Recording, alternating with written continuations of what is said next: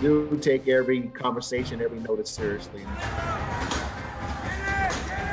Fears of more violence. We'd rather be prepared and over-prepared for it than to not be prepared and be caught off guard. Federal and local leaders now working to prevent a repeat of last week as plans start circulating of more armed protests. Now they're trying to impeach President Trump on the basis of a constitutionally protected speech. The defense for President Trump ready to present its case in the event of an impeachment trial in the Senate as House Democrats gear up for a vote this week. Well, sadly, the person who's running the executive branch is a deranged, unhinged, dangerous president. And an available vaccine, but thousands of Coloradans don't have transportation to get it. Tonight, we're digging into your options. Less than a week after the assault on our nation's capital, a potential new threat. Federal investigators now are concerned about more violence in the run-up to Inauguration Day. And now they are warning leaders in all 50 states to increase security at state houses. Denver7 CB Cotton is joining us live tonight. And CB, local leaders are hoping for a peaceful gathering, but say they are preparing for anything.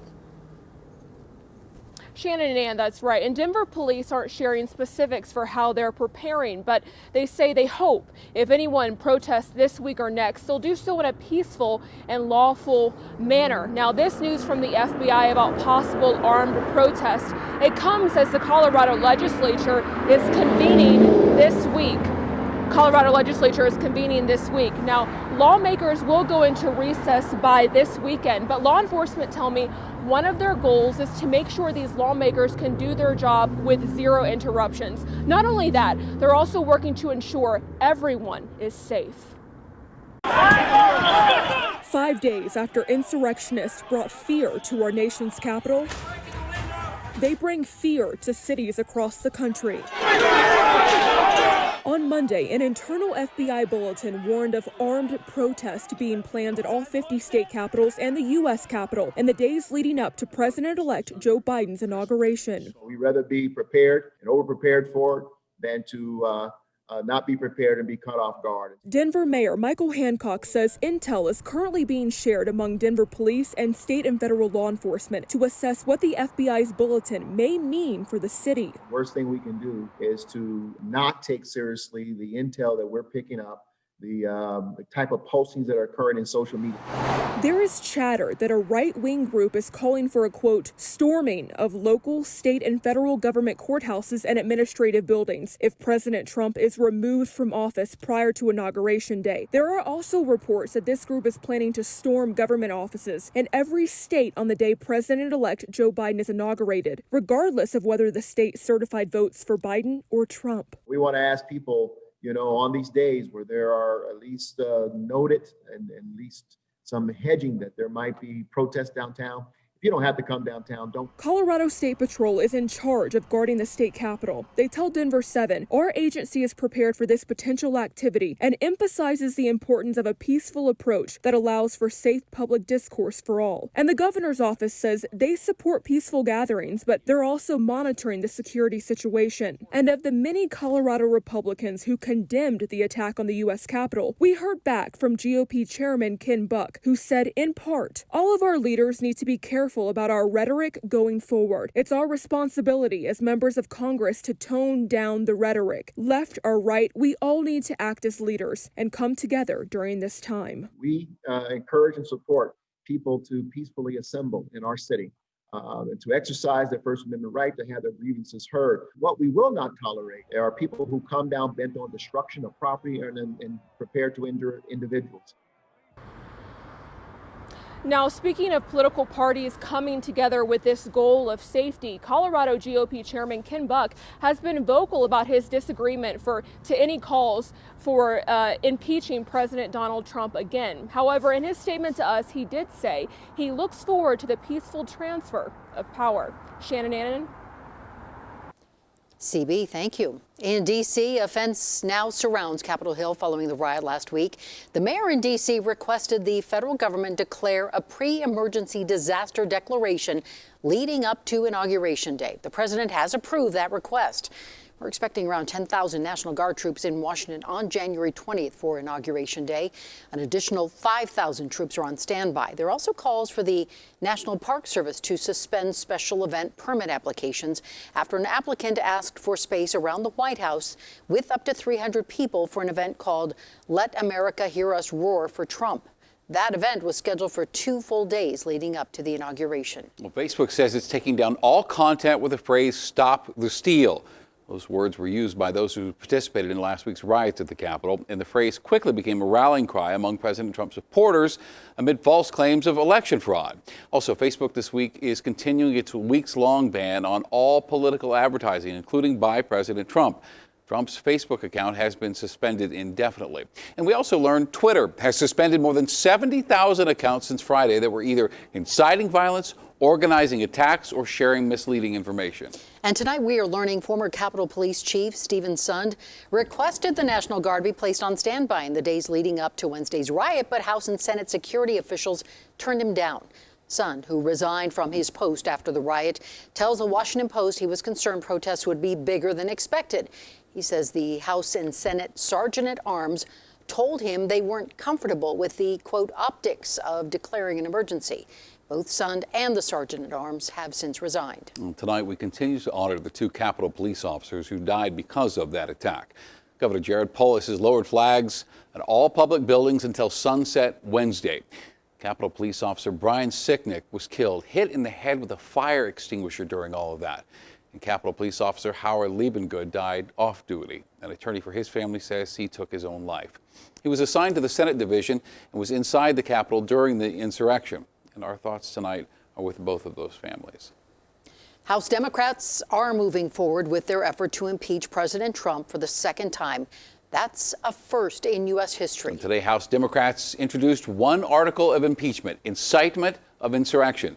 House Speaker Nancy Pelosi is giving Vice President Mike Pence 1 day to invoke the 25th Amendment and strip the president of his powers. Otherwise, she says, the House could vote on an impeachment article as soon as Wednesday. Now, the House needs a majority of the 435 lawmakers in the chamber to vote to impeach President Trump, a number that appears to be within reach. This president is guilty of inciting insurrection. He has to pay a price for that. And President Trump is reportedly looking at tapping Rudy Giuliani and Alan Dershowitz to defend him if he faces another impeachment trial. And tonight, we heard from Alan Dershowitz, who says the president's words may have been wrong, but they weren't in violation with the law. Now they're trying to impeach President Trump on the basis of a constitutionally protected speech. So this involves not only the criteria for impeachment under the Constitution, which the Democrats tried to stretch beyond any rational basis, but they're also trying to impeach him in violation of the First Amendment. The speech he made, which I disapprove of thoroughly, I think he was wrong to give it. But the speech he made was completely protected by the Constitution. Now, if the president is impeached and removed from office by the Senate, he could be barred from running for public office and deprived of his pension and other benefits. But Mitch McConnell said the earliest a trial could happen in the Senate is the 19th, 1 day before Inauguration Day. President-elect Joe Biden says he spoke with lawmakers today about how to move forward with impeachment at the same time as the confirmation hearings for his cabinet. And Colorado Congressman Joe Neguse is calling out the FBI and the Department of Justice for their silence, saying neither Congress nor the American people have been briefed on last week's insurrection. Congressman Neguse says there really is no excuse to refrain from explaining the facts and answering questions from the media. Today we learned Acting Secretary of Homeland Security Chad Wolf is resigning. Several others in the Trump administration have also resigned since Wednesday's attack on the Capitol. Coloradans 70 and older are eager to get their COVID-19 vaccines. And the problem is some are in line, they're getting appointments, but they just have no way to get there. Denver7's Addie Guajardo joins us now. Addie, it doesn't help that last minute the location of your vaccine appointment can change. Well, Shannon, and it's part of the frustration. We had an older couple reach out to Denver7 saying they had a vaccine appointment this morning, but at last minute it was changed to a further location and they had to miss their appointment. The husband tells me he has double vision and can't drive. He says his wife can only drive short distances. They didn't want to go on camera, but we reached out to Kaiser just to confirm. A spokesperson tells us they schedule the appointments, but because vaccines are limited, if they run out at one location, those appointments have to be moved to a separate location. A An email from an older couple solidified a growing transportation concern to get to COVID-19 vaccine appointments. It's an issue a Denver clinic faced last week when they began scheduling vaccine appointments at the Denver Indian Center. For some patients, there were transportation issues. More than 562,000 Coloradans are 70 and older, and they're in line to get their vaccine. So we did a little digging to seek out transportation options. In Denver, the city and county does not offer transportation to get the shot. However, RTD has two options that vary in price, and you can schedule appointments online or by phone. One of them is Access a Ride. A small bus provides rides for people with disabilities. The other option is Flex Ride. RTD provides extended bus services in specific Denver metro areas. It's similar to a ride share and is first come, first served service. We also reached out to major hospitals getting shots into arms. A spokesperson with UC Health says they're currently working with another company to help provide rides to appointments. Kaiser Permanente recommends reaching out to your Medicare provider for a ride option. Uber and Lyft are also providing free or discounted rides to millions of people to and from their vaccine appointments. But it's not a free-for-all. Partner organizations are working directly with people in need to schedule those rides. Addie Guajardo, Denver 7. In the last hour, a final vote in the city of Aurora to officially lift the city's long-standing ordinance banning certain dog breeds. This means Aurora residents can now own pit bulls, American Staffordshire Terriers, and Staffordshire Bull Terriers in city limits.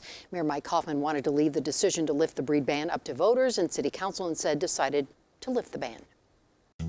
We've had so much happen to our family during this time. During some of the toughest times, concerns that Colorado residents are being preyed on. So this is the invoice, $195, and then the remote release deposit is $165. Allegations that a local towing company is taking advantage of Coloradans in spite of state law. Tonight, Contact Denver 7 is holding those in power accountable. It was kind of cool today, but I have some 60s in the 7-day.